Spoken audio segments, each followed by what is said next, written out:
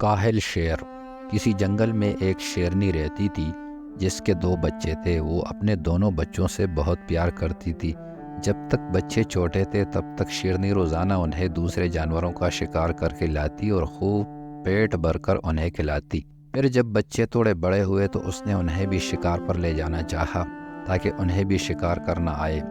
بڑا بچہ فوراً تیار ہو گیا، لیکن چھوٹا کہنے لگا میری طبیعت ٹھیک نہیں ہے، کچھ دنوں بعد چلوں گا، آج نہیں کل وغیرہ جیسے بہانے بنانے لگا۔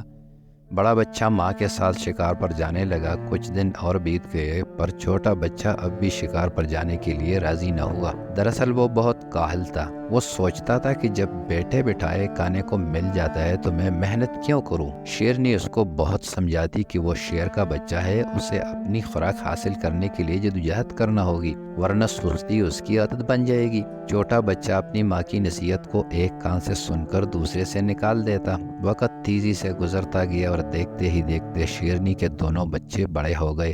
بڑا بچہ بہت پھرتیلا اور چست تھا، اس کے برعکس چھوٹا بچہ سست اور نکما ہی رہا۔ وہ اپنی ماں اور بڑے بھائی کے ٹکڑوں پر پل رہا تھا۔ ایک دن جنگل میں شکاری آیا اور اس نے شیرنی کو اپنی گولی کا نشانہ بنا دیا۔ بڑے بچے نے اس شکاری سے بدلہ لینے کی ٹھانی، مگر شکاری جنگل میں غائب ہو چکا تھا۔ بڑا بچہ اپنے بھائی کے پاس واپس آیا اور اس سے کہا کہ دیکھو بھائی، ماں کے بعد تم میرے اپنے ہو، ہماری اپنی کمزوری کے باعث جان گنوا بیٹھی۔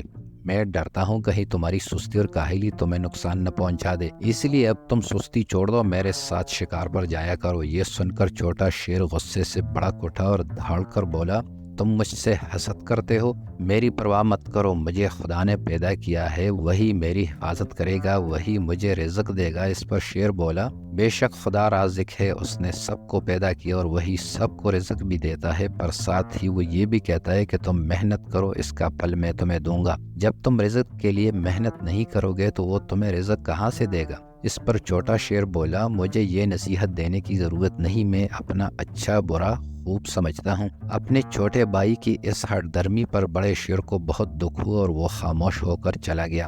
دن گزرتے چلے گئے، جب بھی وہ شکار کرتا اس کا حصہ اس تک پہنچاتا اور وہ بے حیائی کا لباس پہن کر اسے خوب مزے سے کھاتا۔ کچھ دن بعد بڑے شیر کے بیوی بچے ہو گئے۔ اب اسے اپنے بچوں کو بھی کھلانا پڑتا تھا اور اپنے چھوٹے بھائی کو بھی پالنا پڑتا تھا، چنانچہ کبھی کبھی اس کے ننھے بچے بھوکے رہ جاتے۔ بچوں کو بھوک سے تڑپتا دیکھ کر رفتہ رفتہ بڑے شیر نے اپنے چھوٹے بھائی کی بری عادتوں سے تنگ آ کر اس کو اس کے حال پر چھوڑ دیا۔ اب چھوٹا شیر بھوکا رہنے لگا، وہ کھا کھا کر سست ہو گیا تھا، شکار کی اس میں ہمت نہ تھی۔ چھوٹے موٹے خرگوش، گیدڑ اور لومڑی جیسے جانور گزرتے، وہ انہیں ہڑپ کر جاتا، پھر بھی اس کا پیٹ نہیں بھرتا تھا۔ آہستہ آہستہ وہ کمزور ہوتا گیا۔ ایک دن بھوکا چوہا اس شیر کے پاس سے گزرا، اس نے شیر کو مردہ سمجھا اور اس کے کان کتر کتر کر کھانے لگا۔ پیٹ بھر کر چوہا خوشی سے اپنے ساتھیوں کے پاس گیا اور انہیں خوشخبری سنائی۔ وہ سب بھی نعرے لگاتے اس پر چڑھ گئے اور من چاہے حصے سے گوشت نوچ نوچ کر کھانے لگے۔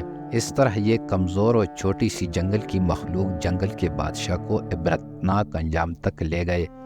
سچ ہے، کاہل کا حشر ہمیشہ برا ہوتا ہے۔